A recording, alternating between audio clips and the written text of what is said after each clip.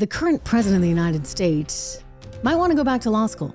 I mean, just for a day or two, just repeat some of those classes so he might have some understanding of why he can't just write blank checks as the president and expect that taxpayers are going to cover the costs of student loans. Or maybe he should take an economics class, perhaps while he's there, because right now he wants $500 million to fix our strategic petroleum reserve, which clearly isn't strategic anymore. Hello, welcome to the show, everyone. Nancy's out, you know that already. We got a lot of other stuff going on that should make people, in my opinion, rather alarmed. I'm Trish Regan. This is the Trish Regan Show. Portions of this are brought to you by Legacy Precious Metals. There's never been a better time to invest in precious metals for the long haul. So go check them out at legacypminvestments.com today. Again, legacypminvestments.com. You get a free investing guide. We're going to talk more about the long-term implications of this spending in just a moment. But another quick word from one of our wonderful advertisers. If you have not met my dog, Fluffy, I encourage you to watch some of the other videos because Fluffy's on here a lot. He's getting a union break today. But I want to tell you about something I'm really excited about called Rough Greens. I'm actually holding the supplement right here in my hand. This is a supplement in addition to Fluffy's regular food. And I love it because you know what? I love him. And I want to make sure that he gets all the nutrients that he needs. I'm not ashamed to say this, okay? I really do. I love my dog. I really do. And I would do just about anything for him. So finding this supplement created by Army veteran naturopathic Dr. Dennis Black was wonderful for me and wonderful for Fluffy, by the way. Dr. Dennis Black, he has helped so many dogs all across the country, thousands of them, to feel better, to be better, because they're getting the enzymes, the digestive enzymes, the minerals, the vitamins, all those things that they need to be as healthy as they possibly can. So I'm excited about this supplement that I found for Fluffy, and I'm excited to tell you about a special offer that Dr. Black has right now for fans of this program. You can get a free Jumpstart trial bag. All you have to do is go to roughgreens.com. Again, that's rough, get it, RUFF greens.com. Go there today, RUFFgreens.com. Sign up. You're going to get your free trial bag. All you have to do is pay for the shipping cost, but this is a great jump start for your version of Fluffy.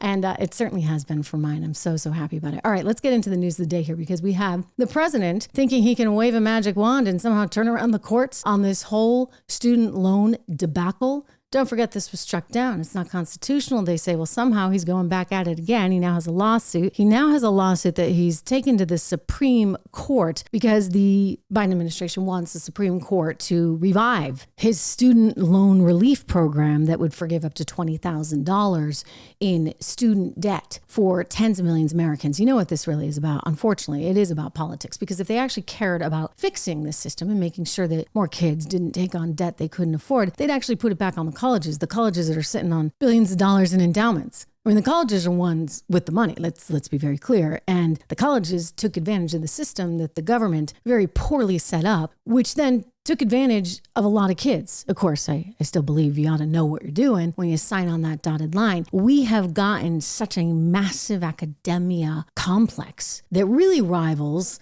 what we saw once with the military complex. Remember how back in the 80s, everybody was pointing to that big, giant military complex? They hated it so much. We have the equivalent, effectively, if you would, in academia. And it's not really serving our country. It's not serving these kids. And it's landing them in tons of debt because, hey, you get a blank check and nobody thinks about having to pay it back. Meanwhile, colleges are out of control in terms of what their inflation rates are because, hey, it's free money. What happens when you have free money? Have we not learned anything over the last couple of years? Anyway, the Justice Department said in a court filing on Thursday that it planned to ask the Supreme Court to reverse an injunction that was issued earlier in the week by the 8th Circuit Court of Appeals that prohibits the administration from carrying out student debt relief. Separately, the Justice Department is asking the 5th Circuit Court of Appeals to put on hold a decision by a district court judge in Texas to strike down the debt relief program as illegal because, hey, why not? What a political issue. I mean, think about the challenges that the Democrats are having in terms of rallying their base. I know I've been disappointed.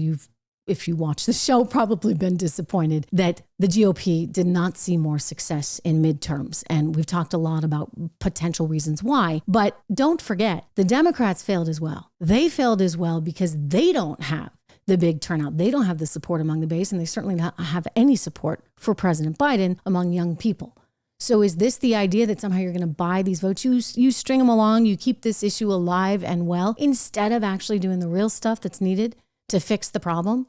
which is to take some of the money out of the academic system. Let's be clear. It is a case of too much money chasing too few goods. I mean, this is Milton Friedman, right? We can go right back to that. It's what our Federal Reserve did by printing so much money in our overall economy.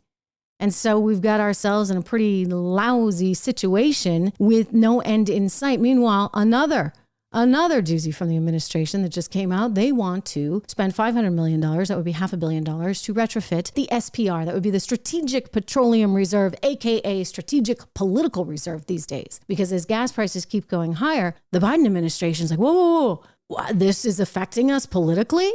Who knew? Yeah, who knew? Who knew that you actually had to have a plan and that you shouldn't force everyday Americans to bear the brunt of this challenge as you transition to your green energy? Nothing against green energy, okay? Let me make that very, very clear. I'm for all energy, every single last stinking bit of energy that we can get so that we are independent, so that we are free, and we are not going to have to rely on anyone. Of course, they got to think this one through, because when it comes to green energy, you are relying a lot on China right now because they're the ones with the lithium batteries. Or you're going to have to rely on some emerging market countries where they actually have the lithium that we need to mine in order to get the batteries. And then, of course, you need the electric grid, which they have yet to really strengthen in any kind of meaningful way, despite all the money that we have spent since 2020. So we got real problems. And now we're going to spend another $500 million to retrofit this. Look, I'm not against retrofitting it. I do think, however, that there's some other things going on. And perhaps one of the most alarming things that came out of this request going in still to Speaker Nancy Pelosi. She's got a few more days, a few more weeks there as Speaker. The request said that the proposal would allow the SPR to both maintain operational readiness levels and also alleviate anticipated shortfalls due to supply chain issues, COVID-19 pandemic, and related schedule delays. So are they trying to say that somehow this thing isn't really working like it should? I mean, the SPR needs to be modernized. Well, that's kind of alarming. You know what else is alarming? Thanks to President Biden, we have actually released the most that we've ever released of that oil ever, right? The Strategic Petroleum Reserve was created for strategic reasons. In case all HELL broke loose, you needed to be able to access it, right? You needed that energy source. This is something that is vital to our national security. And instead, President Biden announced that he would release 180 million barrels of oil because, we needed it because energy prices were going so high, and he's indicated he's willing to do it again. Is he high? I mean, serious question.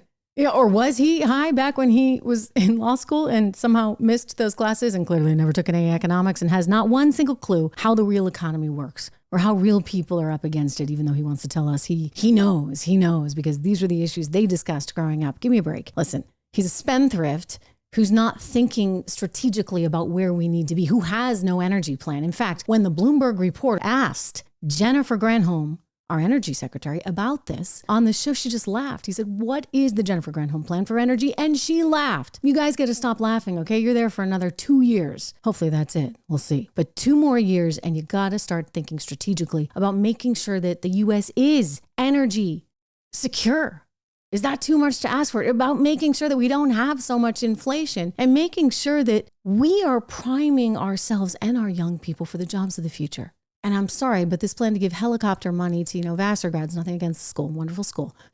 Don't mean to pick on Vassar, but come on. While everyday Americans suffer, I don't think that's going to work. It's one of the reasons why I think you got to think strategically about your own investments for the long term. It's one of the reasons why I've always liked gold. I mean, I just always have. It's the one investment I feel really kind of helps to even out some of the fluctuations in your portfolio over time. It's not perfect, of course, and it all depends on where you get in and when you get out, if you're going to get out. I look at gold as something to just hold over that long term, to have a small portion, to kind of just help me when the rest of the market is down, if that makes sense. I want to talk some more about this with all of you, and I want to encourage you to go to legacypminvestments.com.